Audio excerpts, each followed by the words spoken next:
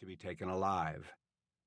It had been a stroke of sheer luck that had brought the law down on them in Golden Branch.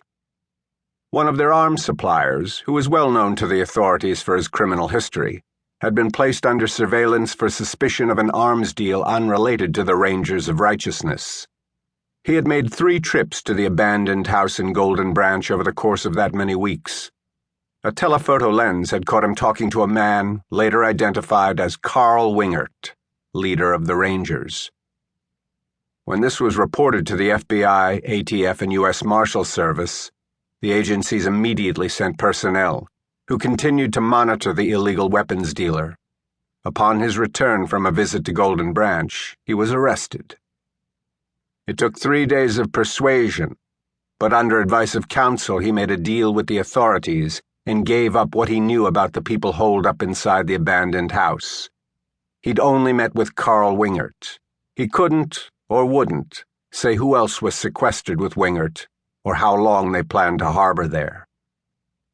Fearing that if they didn't move swiftly they'd miss their opportunity to capture one of the FBI's most wanted, the federal agents enlisted help from the local authorities, who also had outstanding warrants for members of the group. The team was assembled and the operation planned. But it became immediately obvious to each member of the team that Wingert's band had meant what they'd said about choosing death over capture. The Rangers of Righteousness wanted to secure their place in history. There would be no laying down of arms, no hands raised in peaceful surrender. The lawmen were pinned down behind trees or vehicles, and all were vulnerable. Even a flicker of motion drew gunfire, and members of the Rangers had proven themselves to be excellent shots. The resident agent in charge, Emerson, radioed the operations post, requesting that a helicopter be sent to provide them air cover, but that idea was nixed because of the inclement weather. Special ops teams from local, state, and federal agencies were mobilized, but they would be driving to Golden Branch, and the roads weren't ideal even in good weather. The team were told to stand by and to fire only in self-defense, while men in safe, warm offices debated changing the rules of engagement to include using deadly force. "They're playing patty cake because one of them is a woman," Emerson groused to Headley. "And God forbid we violate these killers' civil rights. Nobody admires or respects us, you know." Headley, the rookie of the team, wisely held his own counsel.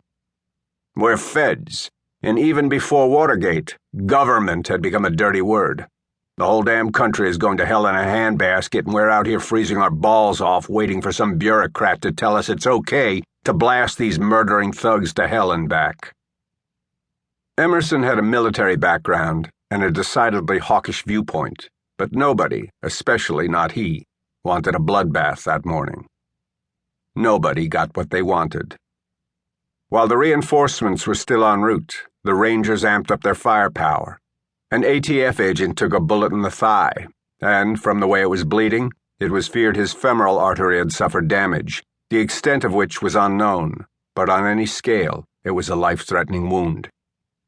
Emerson reported this with a spate of obscenities about their being picked off one by effing one unless he was given the authorization to engage.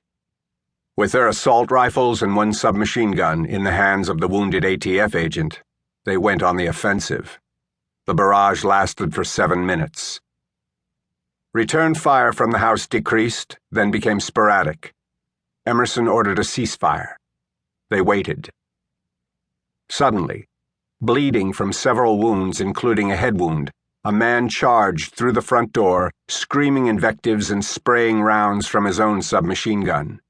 It was a suicidal move, and he knew it. His reason for doing it would soon become apparent. When the agents ceased firing and their ears stopped ringing, they realized that the house had fallen eerily silent except for a loose shutter that clapped against an exterior wall whenever the wind caught it.